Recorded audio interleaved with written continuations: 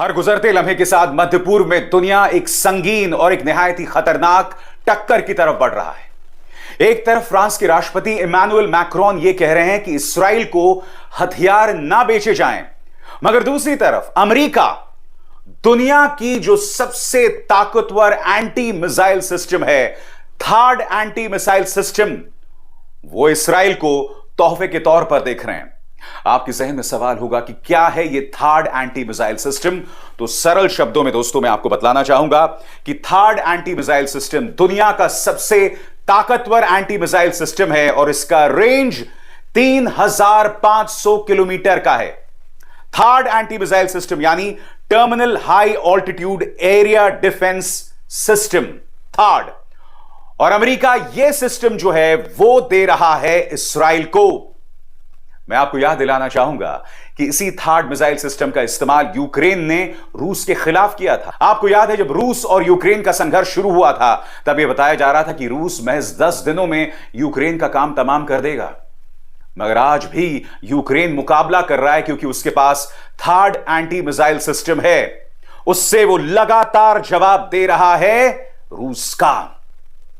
इस बीच फ्रांस के राष्ट्रपति इमैनुअल मैक्रोन के बयान से बेंजामिन नेतन्याहू बेहद नाराज है।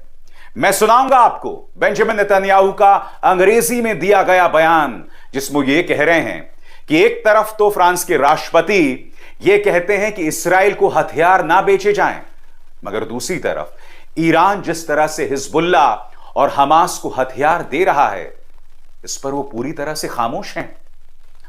बकौल इस्राएली प्रधानमंत्री बेंजामिन नेतन्याहू वो इस संघर्ष को जारी रखेंगे और रुकने नहीं वाले हैं। सुनिए वो क्या कह रहे हैं। As Israel fights the forces of barbarism led by Iran, all civilized countries should be standing firmly by Israel's side. Yet President Macron and some other Western leaders are now calling for an arms embargo against Israel. Shame on them. Is Iran imposing an arms embargo on Hezbollah, on the Houthis, on Hamas, and on its other proxies? Of course not. The axis of terror stands together. But countries who supposedly oppose this terror axis call for an arms embargo on Israel. What a disgrace. Well, let me tell you this. Israel will win with or without their support. But their shame will continue long after the war is won.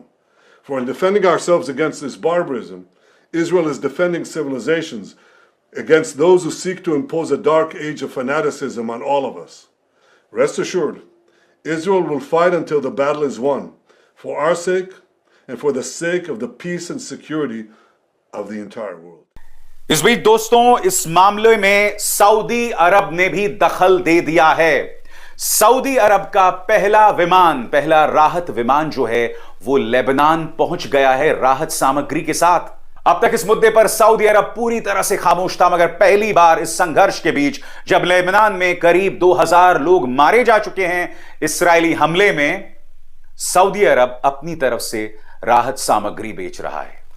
मगर मैं जानता हूं दोस्तों आपके जहन में सवाल होगा कि दरअसल ये थर्ड एंटी मिसाइल सिस्टम है क्या, ये किस तरह से काम करता है, ये कितनी लागत का है। सबसे पहली बात, थर्ड एंटी मिसाइल सिस्टम को वजूद में लेकर आई है लॉकहीड मार्टिन, जो अमेरिका की सबसे बड़ी रक्षा कंपनी है। और अब मैं आपको बतलाने वाला हूं इसमें किन किन चीजों का इस्तेमाल होता है।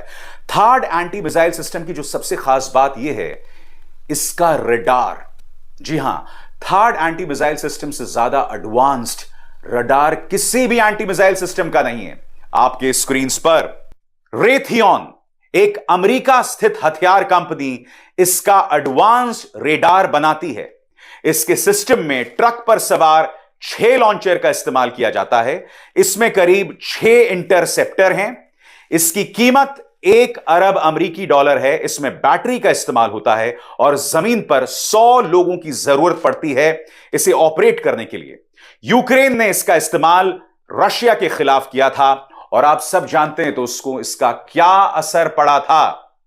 अब मैं आपको दिखाने वाला हूं एक डॉक्यूमेंट्री का एक छोटा सा हिस्सा। इसके अंदर आप थर्ड एंटी मिसाइल सिस्टम को देखेंगे कि वो किस तरह से काम करता है, किस तरह से अटैक करता है, किस तरह से वार करता है। यही मिसाइल सिस्टम अब अमेरिका इसराइल को देने वाला है। देखिए। THAAD, short for Terminal High Altitude Area Defense, is a highly accurate anti-missile system produced by the US firm Lockheed Martin. It was first tested successfully in 1999, and the US military currently has 7 of them, with an 8th on order for $74 million. While America's Patriot system is designed to take down shorter-range missiles, aircraft, and increasingly drones, THAAD is a longer-range weapon designed to counter incoming ballistic missiles, from mid-range up to ICBMs. At the heart of the system is a powerful radar, the Army-Navy Transportable Radar Surveillance, or AN/TPY-2. This can track targets up to 1,900 miles away, a couple of hundred more than the distance from Iran to Israel. दिलचस्प बात यह है दोस्तों, जैसे ही यह खबर सामने आती है, सऊदी अरब भी इस मामले में कूद जाता है। अब सऊदी अरब ने भी अमेरिका से मांग की है कि हमें भी THAAD एंटी मिसाइल सिस्टम दिया जाए। पिछले कुछ दिनों से सऊदी अरब अमेरिका से नाराज था, जिस तरह से अमेरिका ने इस पूरे मामले में इसराइल को समर्थन दिया था। आज दुनिया ये सवाल पूछ रही है, एक तरफ तो जो बाइडेन ये कहते हैं कि इसराइल को ईरान के तेल ठिकानों और परमाणु ठिकानों पर हमला नहीं करना चाहिए। इसराइल कह रहा है कि हम ऐसी जवाबी कार्रवाई करेंगे कि ईरान के होश फाख्ता हो जाएंगे, और दूसरी तरफ आप उन्हें THAAD एंटी मिसाइल सिस्टम भी देते हैं, जिसका जलवा हम रूस और यूक्रेन युद्ध में साफ तौर पर देख चुके हैं। यानी कि फ्रांस की बातों को अनदेखा करके अमेरिका जो है वो लगातार इसराइल की ताकत बढ़ा रहा है। मैं आपको बतलाना चाहूंगा दोस्तों, इससे पहले इसराइल ने 2 तरह की मिसाइल्स का इस्तेमाल किया है, एरो 2, एरो 3। इन्हीं मिसाइल्स के जरिए उसने हमास पर हमला किया है, हिजबुल्लाह पर हमला किया है, और हाल ही में लेबनान में इसका बेतहाशा इस्तेमाल हुआ है। और अब THAAD एंटी मिसाइल सिस्टम, जिसकी रेंज जो है वो करीब 3,500 किलोमीटर है, वो अब उसके असला में जगह पाएगा। जहां तक ईरान की बात है, मैं आपको याद दिलाना चाहूंगा, हाल ही में जब ईरान ने इस्राएली ठिकानों पर हमला किया था तो उसने फतह मिसाइल का इस्तेमाल किया था।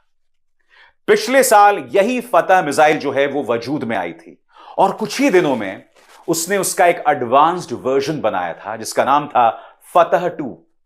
आज ईरान की रक्षा असला में फतह 1 भी है, फतह 2 भी है। इसका इस्तेमाल वो खुलकर इसराइल के खिलाफ कर रहा है। बताया जाता है दोस्तों कि जब फतह मिसाइल छोड़ी जाती है तो वो एटमॉस्फेयर की तरफ जो है, ऊपर की तरफ उड़ान भरता है और फिर बहुत ही तेजी से अपनी टारगेट की तरफ बढ़ता है। THAAD एंटी मिसाइल सिस्टम फतह मिसाइल्स को बखूबी इंटरसेप्ट कर सकती है, मगर बहुत जरूरी हो जाता है कि यह फतह मिसाइल सिस्टम है क्या जो आज से 1 साल पहले ईरान के असलहा में जगह पा रही थी। आइए देखते हैं यह 10 सेकंड का क्लिप जिसमें आप फतह मिसाइल की एक छोटी सी झलक देखेंगे।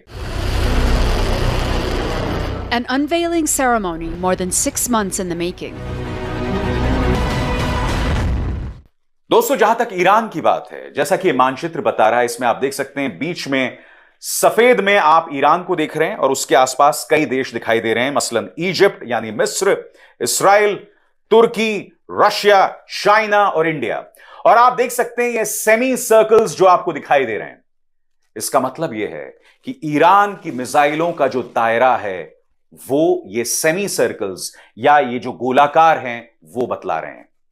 अब मैं आपको बतलाने वाला हूं कि ईरान के असला में कौन कौन से मिसाइल हैं, एक एक करके आपके स्क्रीन पर। सबसे पहले दोस्तों शहाब 1 या शहाब 1, इसका जो रेंज है, इसका जो दायरा है वो करीब 300 किलोमीटर यानी 186 मील है। दूसरे नंबर पर आता है फतह 110, फतह 110, और इसका रेंज है 300 से 500 किलोमीटर यानी कि 186 से 310 मील। तीसरे नंबर पर शहाब 2, शहाब 2, इसका दायरा है 500 किलोमीटर यानी 310 मील। इसके बाद बारी आती है मिसाइल्स के गॉडफादर जुल्फकार की। इसका दायरा दोस्तों 700 किलोमीटर है यानी 434 मील। इसके बाद बारी आती है क़ियाम 1, इसका दायरा 750 किलोमीटर यानी 466 मील है। और अंत में इन सब का उस 3 इसका दायरा करीब 242 मील। यह है ईरान की तैयारी। मैं आपको याद दिलाना चाहूंगा, ईरान ने चेतावनी दी है कि इस्राएल की जो भी मदद करेगा वो हमारे निशाने पर रहेगा। और स्वाभाविक सी बात है, यहां ईरान किसी और की बात नहीं कर रहा, वो अमेरिकी सैनिकों की बात कर रहा है। और यही वजह है कि अब थर्ड एंटी मिसाइल सिस्टम वो इजराइल पहुंच रहा है। कहने को अमेरिका के महज 100 सैनिक, जी हां सही सुना आपने, सिर्फ 100 सैनिक इस वक्त इस्राएल में हैं।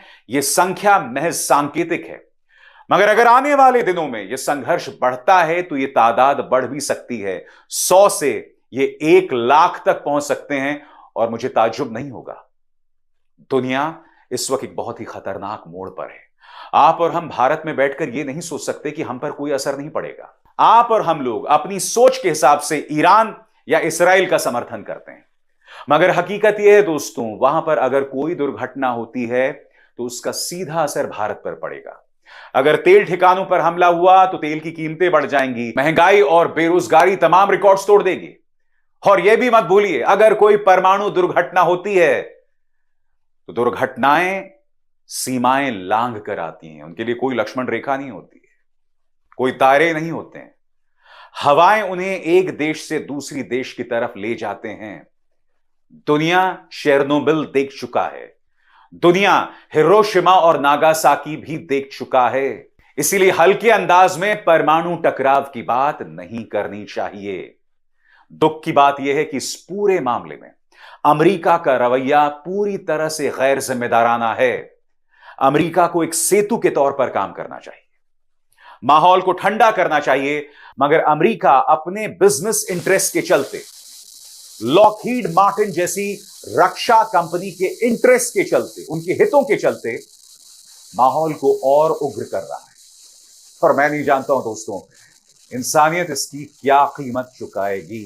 बहरहाल, जैसा कि मैंने आपको बताया, इस मामले में अब सऊदी अरब ने भी दखल दे दिया है। जी हां, सऊदी अरब ने पहला राहत विमान भेजा है लेबनान में। आपकी स्क्रीन पर यह खबर, Saudi Arab on Sunday officially launched relief air bridge to Lebanon amid the ongoing Israeli attacks on the country as the first plane carrying humanitarian and medical aid left Riyadh to Beirut। सरल शब्दों में इसका अनुवाद कि Riyadh से Beirut की तरफ उसका विमान जो है वो रवाना होता है। बताया जाता है कि किंग खालिद इंटरनेशनल एयरपोर्ट जो कि रियाद में है, वहां से एक विमान रवाना होता है जिसके अंदर 40 टन राहत सामग्री होती है। और इस राहत सामग्री में इस रिपोर्ट के मुताबिक खाद्य सामग्री, मेडिकल सप्लाईज और रिलीफ मटेरियल होता है। ताजा खबर यह है कि यह विमान जो है वो बेरूत इंटरनेशनल एयरपोर्ट में उतर चुका है। यही नहीं, इस प्लेन के अंदर सऊदी अरब के नागरिक भी मौजूद हैं जो अब इस राहत सामान को लेबनान के नागरिकों तक पहुंचाएंगे। तो पहली बार सऊदी अरब इस मामले में दखल देता नजर आ रहा है। मगर जैसा कि मैंने अपनी रिपोर्ट में बताया दोस्तों, सऊदी अरब का दखल 2 मोर्चों पर है। एक तरफ वो लेबनान को राहत सामान भेज रहा है, यानी कि उसको इस बात की परवाह नहीं है कि उसका कोई विमान इस्राएली मिसाइल के निशाने पर आ सकता है।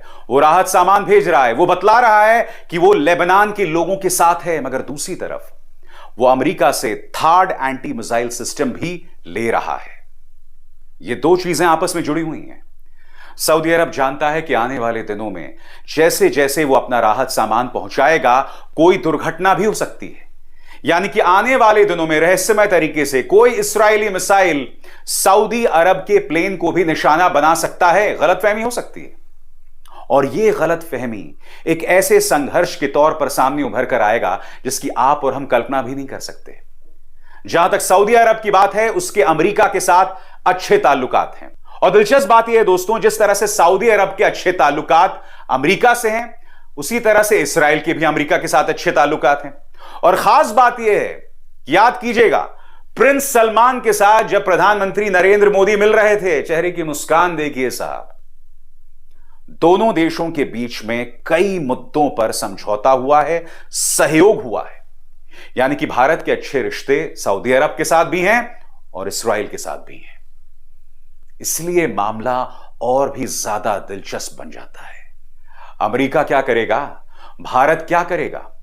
सऊदी अरब अब ज्यादा से ज्यादा दखल दे रहा है। कहने को वो अपना समर्थन दिखला रहा है लेबनान को, गजा को, मगर हकीकत यह है दोस्तों, हर गुजरते दिन के साथ टकराव का एक नया मोर्चा खुलता हुआ नजर आ रहा है। और यह दुनिया के लिए अच्छा नहीं है, क्योंकि सऊदी अरब में बेतहाशा भारतीय हित हैं। हमारे कई धन्ना सेठ, कई इंडस्ट्रियलिस्ट, चाहे मुकेश अंबानी हो, गौतम अडानी हो, चाहे रामदेव हो, पतंजलि, जी हां, वो सब अपने प्रोडक्ट्स जो हैं वहां बेचते हैं। उनके बड़े पैमाने पर सऊदी अरब में बिजनेस इंटरेस्ट हैं। अगर टकराव होता है तो इसका सीधा असर भारत पर पड़ेगा। इसीलिए मैं आपसे बार बार कहता हूं, इस मुद्दे को लेकर ना भारत आंख मूंद सकता है ना कोई और। अभिसार शर्मा को दीजिए इजाजत। नमस्कार। स्वतंत्र और आजाद पत्रकारिता का समर्थन कीजिए, सच में मेरा साथी बनिए। बहुत आसान है दोस्तों, इस ज्वाइन बटन को दबाइए और आपके सामने आएंगे ये 3 विकल्प। इनमें से